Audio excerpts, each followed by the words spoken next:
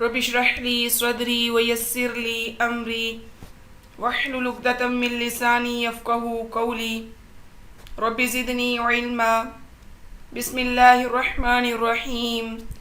السلام علیکم اسٹوڈنٹس، پچھلے لیکچر میں بورڈ امتحانات کو مد نظر رکھتے ہوئے سورہ انفال کی آیات 29 تا 33 کا ترجمہ، مروزی اور مختصر سوالات کو ڈسکس کیا۔ آج ہم سورہ انفال الدرس الثانی الف الکلمۃ والتراکیب یثبتو وہ قید کر دیں، مکاءن سیٹیاں، فیرکمہ وہ جمع کرے اسے، اساطیر الاولین پہلوں کی کہانیاں، تصدیہ تالیاں۔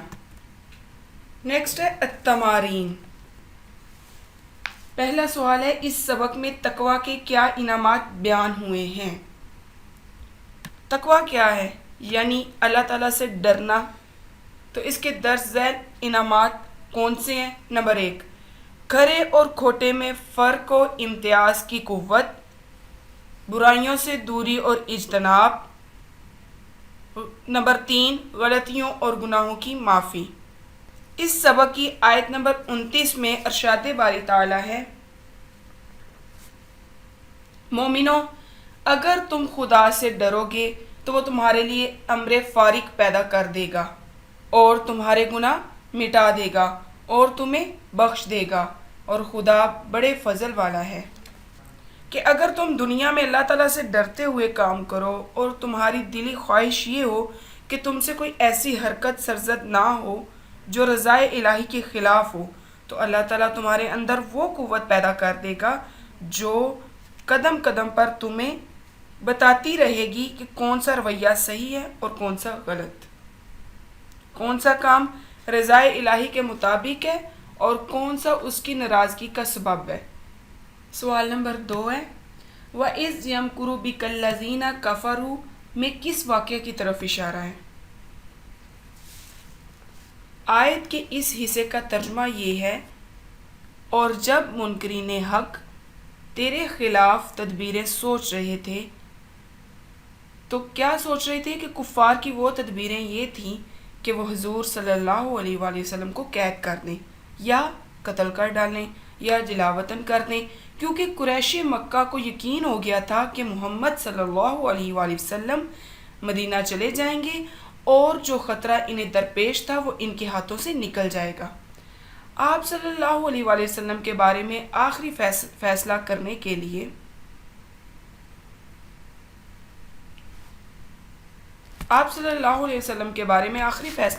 لیے قریش کے رئیسوں کا اجتماع دار الندوہ میں ہو۔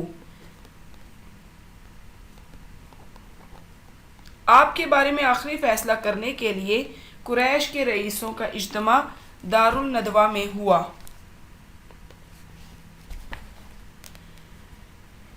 اسی اجتماع میں ایک فریق کی رائے تھی کہ اس شخص کو قید کر دیا جائے، دوسرے فریق کی رائے یہ تھی کہ ان کو یہاں سے نکال دیا جائے، ابو جہل کی رائے تھی کہ تمام قبیلوں سے ایک ایک عالی نسب اور تیز دست جوان منتخب کیا جائے اور سب مل کر آپ صلی اللہ علیہ وسلم کا کام تمام کر دیں۔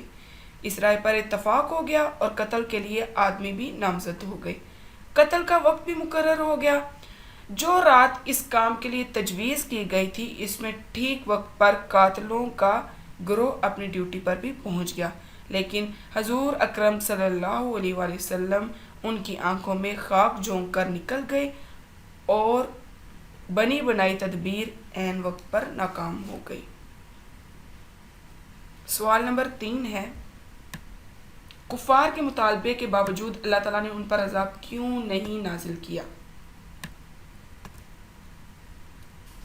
کافر کہنے لگے کہ اگر یہ واقعی حق ہے اور تیری طرف سے آیا ہے تو ہم پر آسمان سے پتھر برسا دے یا کوئی دردناک عذاب ہم پر لے آ، لیکن ایسا نہ ہوا، اور کفار یہ سمجھنے لگے کہ یہ نہ حق ہے اور نہ من جانب اللہ تعالیٰ نے حضور اکرم صلی اللہ علیہ وسلم کی تبلیغ کے مکی دور میں عذاب کیوں نہ بھیجا؟ اس کی پہلی وجہ یہ تھی کہ جب تک نبی کسی بستی میں موجود ہو اور دعوت حق دے رہا ہو تو اس وقت تک بستی کے لوگوں کو مہلت دی جاتی ہے۔ اور دوسری وجہ یہ ہے کہ جب تک بستی میں سے ایسے لوگ نکلتے چلے آ رہے ہوں جو اپنی سابقہ غلطیوں اور گناہوں پر اللہ تعالیٰ سے معافی طلبگار ہوں، اور دوسری وجہ یہ ہے کہ جب تک بستی میں سے ایسے لوگ نکلتے چلے آ رہے ہوں جو اپنی سابقہ غلطیوں اور گناہوں پر اللہ تعالیٰ سے معافی کے طلبگار ہوں، تو اللہ کیوں ایسی بستی کو تباہ کر کے رکھ دے؟ عذاب کا اصل وقت وہ ہوتا ہے جب کوئی نبی اپنی مسلسل تبلیغ اور کوشش کے باوجود اپنی قوم سے مایوس ہو کر وہاں سے نکل جائے، یا نکال دیا جائے یا قتل کر دیا جائے، اور شہر کے لوگ اپنے طرز عمل سے ثابت کر دیں کہ وہ حق کو برداشت کرنے سے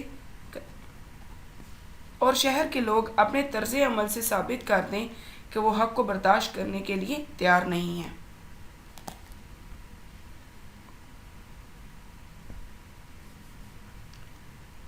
چوتھا سوال ہے، مدرجہ ذیل عبارات کا مفہوم بیان کیجیے۔ الف، وَمَا كَانَ اللَّهُ لِيُعَذِّبَهُمْ وَأَنْتَ فِيهِمْ وَمَا كَانَ اللَّهُ مُعَذِّبَهُمْ وَهُمْ يَسْتَغْفِرُونَ۔ اس وقت تو اللہ تعالیٰ ان پر عذاب نازل کرنے والا نہ تھا جبکہ تو ان کے درمیان موجود تھا، اور نہ اللہ کا یہ قاعدہ ہے کہ لوگ استغفار کر رہے ہوں اور وہ ان کو عذاب دے دے۔ ان الذين كفروا ينفقون اموالهم ليصدوا عن سبيل الله